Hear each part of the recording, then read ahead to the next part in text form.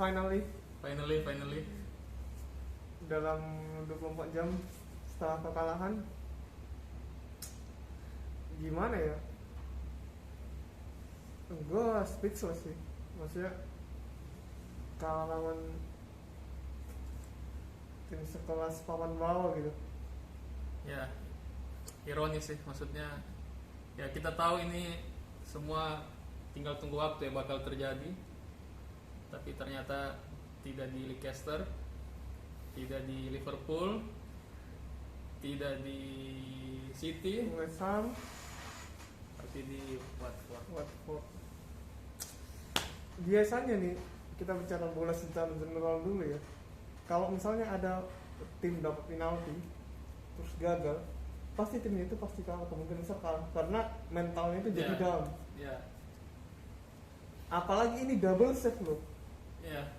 Gue nonton tuh, jujur ya pas lihat si Sar gagal penalti 2 kali, ya gue ngomong ya udah, gue matiin karena ya ini tim ampas, udahlah MU pasti menang. Tidurlah gue dan lihat skor paginya. Ya gimana Mas? Lu nonton nggak? Gue nonton, tapi setelah udah itu kebobolan gue udah ini, Udah tidur juga. udah langsung matiin gol yang pertama. Maksudnya gimana ya, babak pertama itu nggak jelas arah permainannya mau gimana, Ya. nggak jelas banget.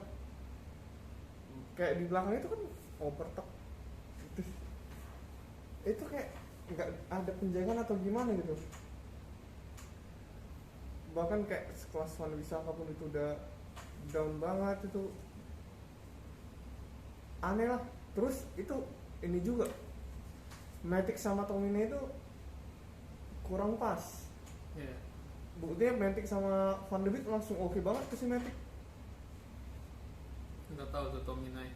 Si Fred pun dibuang, tapi kalau Tomine masih ada sama aja mungkin. Iya kayaknya mirip dua-duanya tuh.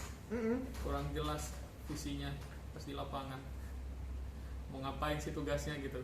Makanya ya yang penalti yang gagal itu pun kan karena tackle Tomine kan. Iya. Udah panik duluan tuh. Akhirnya berakhir sudah pelabuhan.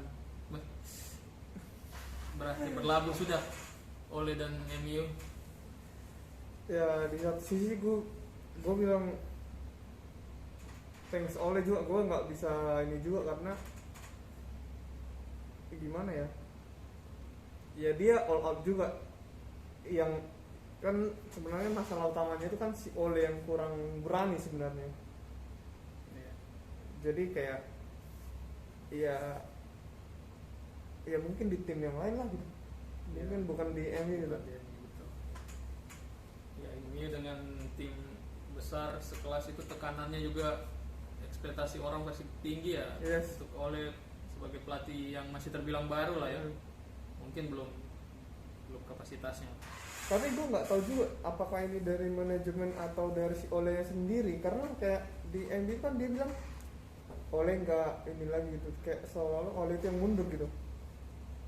Gue nggak tahu juga sih, tapi kayak kalau memang si Olenya yang mundur, luar biasa sih. Ya, 3 tahun lah ya. Iya, 3 tahun.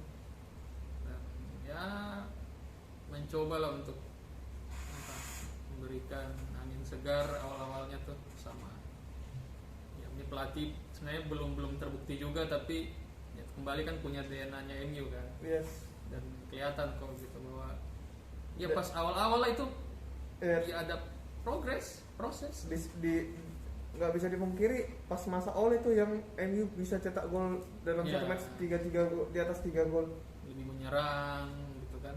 cuma makin kesini kayak takut nih, kayak maksudnya gue melihat gue udah dapat level tertinggi nih, terus dia main aman gitu, jadi nggak berani, takut ya ujungnya jadi kayak gini gitu.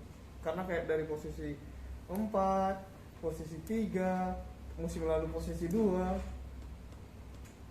Cuma kembali lagi kita bilang ada faktor yang kenapa itu bisa terjadi.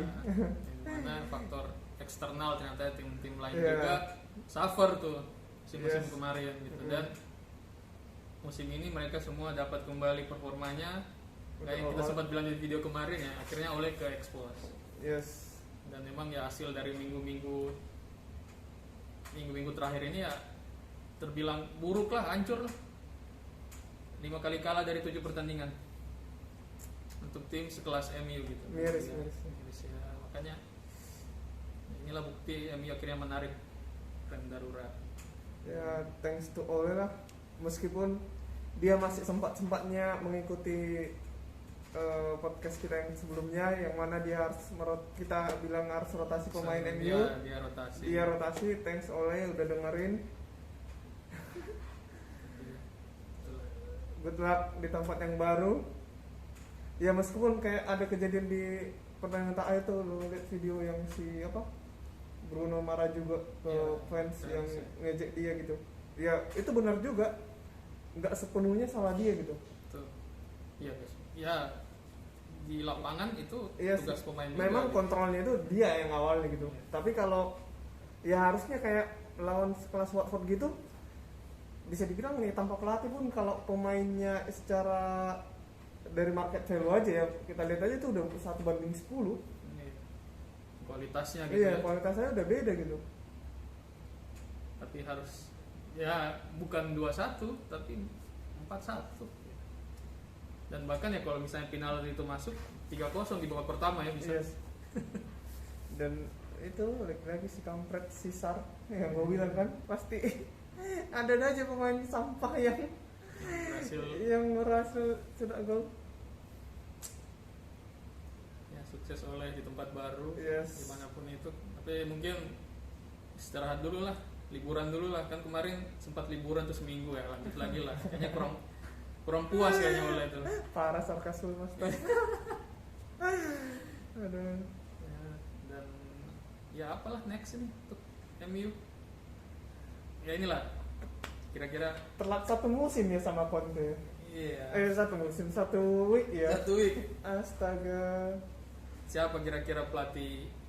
Gue pengen Zizo sih, Zidane. Kenapa? Masa- Karena cocok dengan Ronaldo gitu. Pertama itu karismanya. Iya. Absolutely itu karisma Zidane itu keren. Yang mana zaman sekarang ini kan kalau misalnya kita lihat yang atasan kita misalnya cuma modal speak doang, pasti kita nggak respect. Iya. Tapi kalau misalnya ada atasan kita yang dia udah bisa A, B, C, terus dia bilang lu harus A, B, C, kita pasti oh yes gitu. Nah sama kayak Zizou juga, dia tuh udah menangin champion, udah ini, udah dia udah terbukti lah ya. udah terbukti. Jadi pas dia ngomong, dia bilang tim Eropa itu harus gini kalau kita main di Champions League misalnya gitu, proven gitu. Three in a row kan mereka back to back Champion, ya. Ya sebenarnya sebagai Dan- sebagai pemain sukses, sebagai pelatih juga udah Yes. sukses ya. Dan ini nih kita semua kayaknya sepaham nih kalau masalah pemain di MU itu udah nggak bermasalah lagi. Betul. Maksudnya kualitas pemain ya. Kalau misalnya pas zaman-zaman Moyes, Van Gaal, Mourinho itu masih ada yang busuk-busuk lah. Iya. Kayak tiba-tiba kayak Fellaini atau apa yang lain-lain. Ferreira masih ada. Sekarang nih kita udah lihat kan yang itu sampai di awal musim katanya squad yang dalam gitu. Nah otomatis makanya gue pengen di sini, berarti ini pengganti baru ini titik berat itu pasti di pelatih. Ya udah karena pemainnya udah nih ya. Iya, dari sisi pemain udah. Udah aman, berarti ya kembali taktikalnya aja ini ya. Dan itu memang kan tugas pelatih gitu. Yes. Gimana lihat squad yang udah bagus ini, ya kayak si apa? Tuchel. Ya, Dia udah dapat squad, ya udah tinggal gimana caranya meracik. Dan itu bisa didapat di Zidane. Menurut gue sih, karena dari karisma aja dia udah oke nih. Banyak juga yang bilang Brendan Rodgers, gue kurangnya sih. Ya buktinya semalam baru dibantai sama Chelsea. Makanya gue enggak lah. Ten Hag susah tuh ya. Yang ngajak sih. Ya, 500 gol dari 100 pertandingan Nah, gue bingungnya gini. dengan pemain yang tiap tahun ganti. dia bisa. Iya sih, kurang lebih dia kayak pengorbit gitu lah ya. Iya. Dia bisa ngorbitin pemain. Dia punya filosofi terus ya tuh, mau pemainnya ganti-ganti dia bisa ngeracik tuh. Nah takut gue itu karena gini, pemain yang diracik dia itu belum punya label, belum punya sign menurut gue, belum punya ciri khas. Jadi dia bisa bilang lu ini harus gini cara mainnya. Nah kalau gue lihat MU ini rata-rata kan ini udah pemain jadi kayak Ronaldo, Sancho, Rashford udah pemain jadi gitu. Punya gayanya sendiri lah ya. Kecuali dia misalnya pemain-pemain kayak si Hannibal tuh, si Mengi yang muda-mudanya masih bisa dikontrol lah mau jadi apa nih gitu. Menurut gue itu nanti sesuanya kalau si Ten Hag itu. Karena yang diracik itu yang belum jadi gitu, masih kosongan. Dibanding yang sekarang di MU itu squadnya udah ngalaman semua. Iya, udah rata-rata jadi. Ya maksud gua ini mirip kayak harus kayak orang kayak Tuchel sih, yang udah lihat ini gini tinggal ngasih. Si Zidane kan awal macam gitu udah dapat Los Galacticos. Iya, squadnya memang udah bagus juga. Makanya itu yang buat gua kemiripan, itu yang buat gua cocok nih Zidane ya. Zidane lagi nih. Mau katanya itu ragu karena bahasa Inggris. Iya. Dia kurang ini, takutnya dikomunikasi kan. Dan memang orangnya juga orang yang vokal gitu, maksudnya banyak kasih masukan gitu. Tapi kalau terkendala dengan bahasa kan susah juga gitu. Makanya siapa lagi ya? Kayaknya coba deh pelatih Jerman deh. Bagus kan. Atau siapa? Pochettino. No. Rasa gue sih harus cepat sih ini, jangan lama-lama. Takutnya gue ini kan sekarang si Carrick tuh yang pegang. Takutnya sampai akhir musim nanti si Carrick gitu. Tapi bisa jadi mas lah, karena ya kayaknya rasanya ada efek sih kalau di itu. Corong efek. Apa? Ya intinya udah berapa kali gagal nih. Satu sisi dari manajemen juga kan yang milih pelatih gitu kan. Makanya mau pelatih baru ini takutnya ya itu mereka lebih hati-hati, nggak mau buru-buru gitu. Maksudnya benar-benar nggak mau gagal lagi lah gitu intinya. Yes. Karena ya intinya 3 pelatih sebelumnya itu ya di bawah ekspektasi malahan gitu. Contoh kan kalau sebelum Lampard lah Chelsea kan, Conte, Mourinho kan ya tidak dibawa-bawa amat gitu ya, ada trofi, ada Yes. impact juga di liga bisa menang gitu kan. Tapi kan terbalik dengan MU kan, beberapa pelatihnya bisa dibilang ya di bawah ekspektasi gitu. Makanya apakah mau nih 4 kali berturut-turut dengan pelatih yang ya kurang jelas gitu contoh ya. Hanya mungkin gue pikir ya mungkin setelah istirahat ini kan, setelah paruh musim ya. Tapi gue pengen secepatnya sih. Ya, Maksudnya keburu, kan ini Champions League masih ada potensi harapan lah. Tapi kalau kalah nanti lawan apa? Villarreal ya.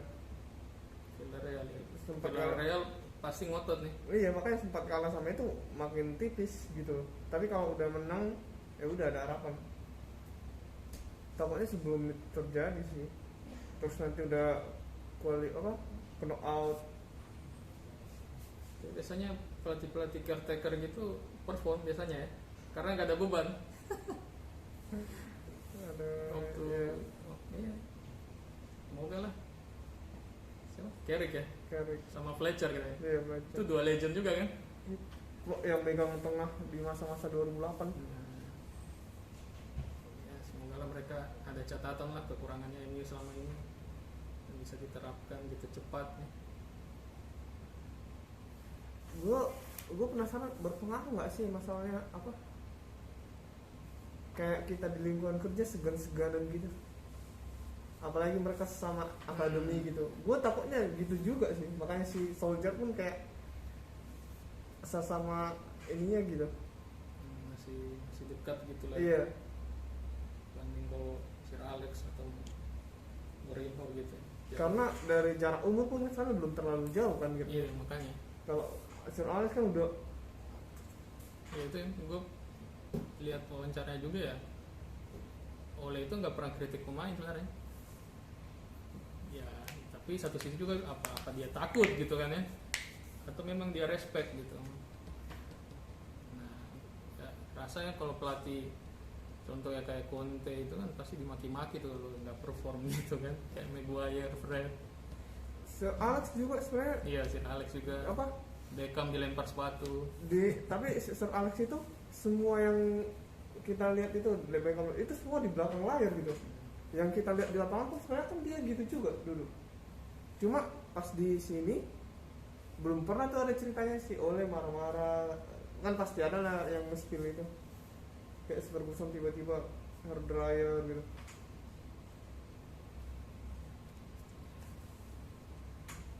Nanti Zidane. Harusnya dari gue Jesus. Iya, semoga lah tawaran MU. Semoga hari Kamis sudah Kamis sudah Jumat latihan perdana, terus lawan Chelsea udah langsung test drive. Ini aduh.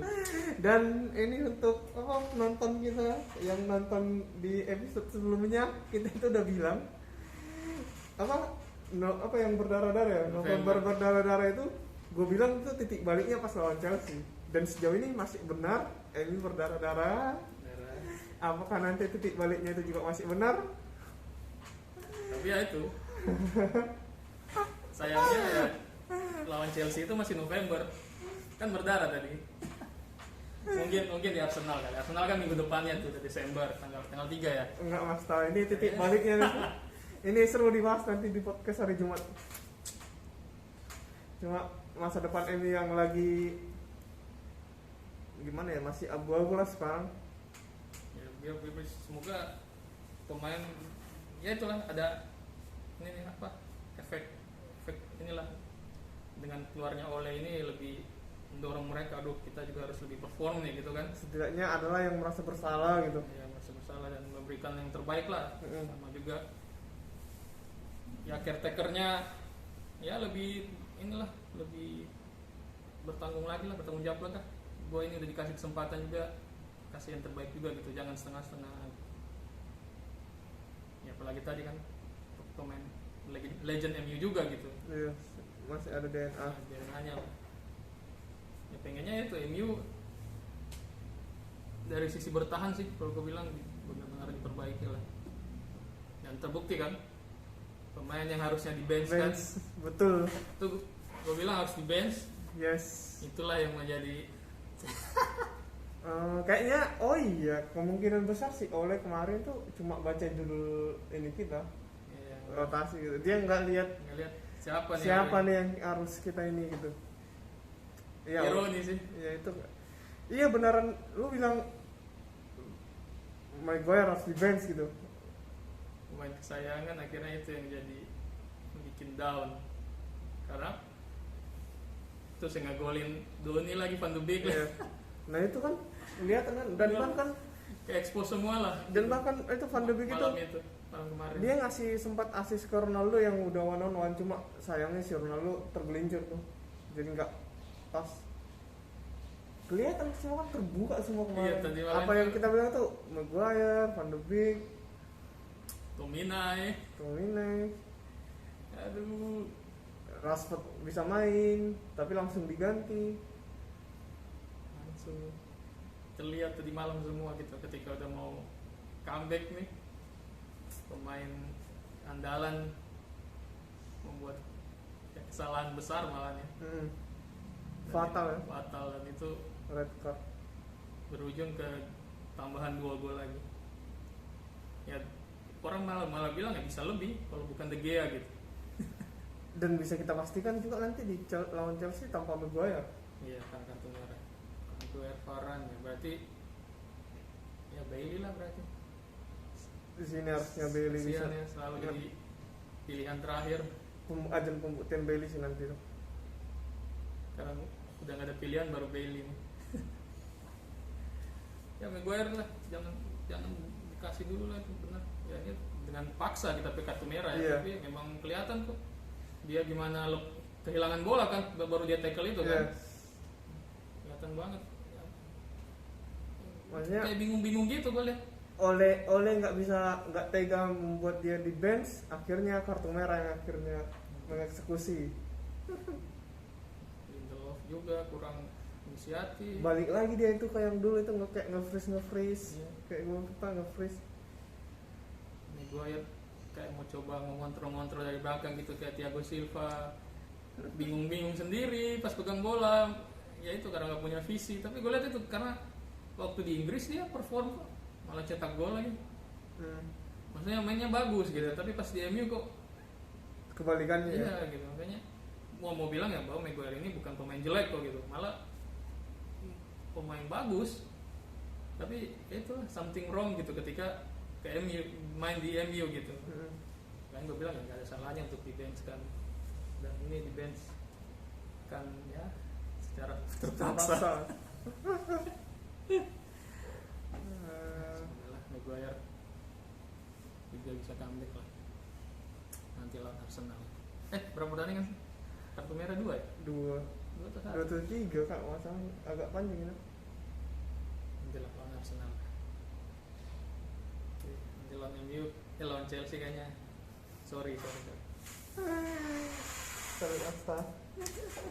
Seperti yang lo bilang kan, biasanya partai hari itu on fire nih. Cuma itu momentumnya gue lihat nggak secepat itu. Let's see. Ya itu makanya sayang banget bilang ya. Kita juga pengen rasa tuh oleh the wheel sebenarnya. Pengen nyanyi nih ya. Pengen nyanyi juga kayak aduh udah kebur lah ya, tapi ntar lah ketemu Chelsea aman lah ya. Ya, kita tunggu aja. Tapi menurut lo masa depan MU gimana nih? Udah cerah nggak? Atau Ya, masih ini- gelap ini- aja? ini- Dengan kondisi yang sekarang, ini kita bicara bukan pelatih baru dulu, dengan dipecatnya oleh ini udah cerah atau masih gelap? Gue sama kayak gue bilang itu keputusan yang tepat gitu. Karena bilang ya tinggal tunggu waktu kan. Dan kenapa gue agak relate lah, maksudnya lah ini solusinya loh gitu. Karena kita udah bilang berapa kali kan kemarin, Chelsea mengalami hal yang sama Yes. musim lalu dan dengan Lampard gitu. Legend malah bukan ya kayak Ole kan udah lama tuh pensiun. Lampard itu belum lama pensiun dan kita masih ingat tuh, masih ada bayang-bayangan lah bagaimana dia membawa Chelsea gitu, meraih trofi demi trofi, itu masih belum hilang lah bayangan, malah Ibaratnya fans kardus pun masih ingat lah. masih ingat gitu. Ini gimana kontribusinya dan luar biasanya dia sebagai pemain gitu. Tapi ya ternyata sebagai pelatih ya belum kapasitasnya lah gitu untuk sekarang nih melatih Chelsea. Dan ya kita lihat gitu, itu paruh musim 2019-2020 itu hancur benar itu. Lampard itu kayak expose, no taktik. Iya. Dan sama lagi pokoknya mirip banget gitu, kayak Dejavu lah ya. dejavu ya. Ada favoritism pemain Iya. yang pemain akademinya tuh, semua yang dia bawa itu mau dipasang terus. Sama kayak Fred sama Twinai sama Maguire gitu. Favoritism. Terus gak ada crossing gitu, nggak ada sama lagi dari tengah itu nggak ada apa ya. Ibaratnya kita bingung ya, maksudnya ini mainnya mau gimana sih? Iya benar kan? Ini mainnya mau gimana sih gitu? Nggak kelihatan strateginya gitu. Aduh. Dan akhirnya ya terbukti juga kan, walaupun gue bilang juga makanya MU ini lebih baik daripada Chelsea dengan Lampard dulu lah, karena Lampard itu setelah Januari baru tuh dipecat gitu. Setelah kita habis-habisan di Boxing Day itu Desember, kita peringkat 10, peringkat 14 gitu. Ini MU masih lebih baik kan? Masih better lah ya. Masih better lah. Itu Masih ada sebulan lagi beberapa match lah. Misalnya 4 match lah, 12 poin ya. itu lawan Arsenal, aduh Arsenal yang juga ampas gitu, kita lebih ampas sebenarnya. Sama kayak ini lawan Warford itu tim ampas. Tapi sekarang itu MU lebih ampas gitu. Aduh. Dan baru Januari baru ya dapat Tuchel kan. Dan dia Desember habis, sempat main berapa pertandingan gitu Januari. Dan kita lihat bagaimana ketika rem itu ditarik ya bukan kemunduran juga, malah Chelsea wah melejit ya. melejit champion juara. Nggak ada pundit apapun yang apa prediksi Chelsea itu bisa juara, nggak ada. Karena lihat Iya, perkacangan performa, iya. musim sebelumnya Setengah musim iya hancur-hancuran gitu. hancur. Ya semoga MU gitu juga nanti juara Premier League. Champion lah. Champion juga boleh lah, maksudnya gue asli nih sepanjang masa Ole belum ada yang ngangkat trofi bos. Yoi, 3 tahun hampir 3 tahun. Kalau Mourinho masih enak, masih ngangkat piala kita. Makanya gue rasa ini keputusan yang tepat sebelum ya lebih lama ya sampai akhir musim mau kayak gini kan kasihan juga kan. Iya, karena ya kayak kita bilang itu hasil buruk, oleh out nggak di ini menang tertutup lagi, kalah oleh out ya cuma sampai kapan. Gue pikir kirain bakal di Chelsea goodbye-nya, ternyata di Watford aja. Ya, kayak seperti kita prediksi Mas Ta, di Chelsea itu awal mana kayaknya Masih berdarah sih. Jadi menurut gue keputusan yang tepat sih. nice. Iya gue juga sih. Sebelum, karena Desember itu paling ngeri tuh jadwalnya tuh. Lu harus rotasi pemain pasti, karena tiap 3 hari kita main. Yes. Terus nggak tahu kan oleh kelemahannya di situ. Iya, kurang berani. Dan kalau misalnya ya syukur kan kalau cuma kartu merah 2-3 kali pertandingan balik gitu kan. Kalau cedera pemain-pemain Bruno lah cedera gitu. Pemain favoritism. Kayak Liverpool tahun lalu juga cedera semua. Iya. Oleh pasti bingung, panik lah itu. Nggak jalan pasti, udah lebih hancur lagi gitu maksudnya. Karena lu nggak bisa rotasi pemain. Dan ya sebelum itu terjadi ada 5 jam katanya manajemen rapat, berarti alot juga ya. Yes. Karena banyak orang juga yang pingin Ole stay gitu. Cuma ini keputusan yang terbaik. Gila gitu. Mungkin 5-10 tahun lagi lah kalau Ole mau balik, mungkin udah lah ya, udah punya portofolio CV-nya udah ini lah. Ya mungkin di championship dulu kali ya. Bisa lolos kompetitif, Iya. bisa lolos grup. Itu nggak masalah dilatih tim championship. Oh si Ole Paling mungkin di situ dulu ya. atau yang tim papan bawah juga kayak Gerrard, Aston Villa. Atau tim-tim yang nggak punya pelapis yang bagus. Ya. Terus pada menang semua kan tuh, yang Iya. pelatih baru Gerrard dengan Aston Villa. 2-0. Si Norwich menang 2 kali berturut-turut nih, pelatih barunya si Iya. Dan Smith, pelatihnya dari Aston Villa. Iya. Justru di Aston Villa busuk masuk ke Tim yang busuk menang gitu, makanya pengaruh lah pelatih, pengaruh, dan ada semangat baru juga gitu. iya semangat baru. Conte semalam menang Iya. ya, makanya ya 2-1. belum rasain keputusan yang Barcelona menang. Barcelona menang sapi. Semoga nih, makanya gue bilang kami pelatih baru udah tak menang atau Champions League ya. Duh, sorry mas lah. Semangat nih kan. Villarreal dulu lah. Fokus. Ya, Iya. karena kalau misal kalah lagi kan, Iya, peluang Liga Champions masuk tipis sih kalau kalah nih. kan yang bakal lebih down lagi. Karena di Premier League kayak gitu, di Champion kayak gitu. Udah lah, nggak ada lagi pelatih yang mau juga nanti tuh. Betul. Jadilah Carrick sampai akhir musim, baru dipermanenkan. Baru ke expose, mau ulang lagi. Aduh. Again. Aduh, Dijauh lagi. sekarang kita naik. Oke guys,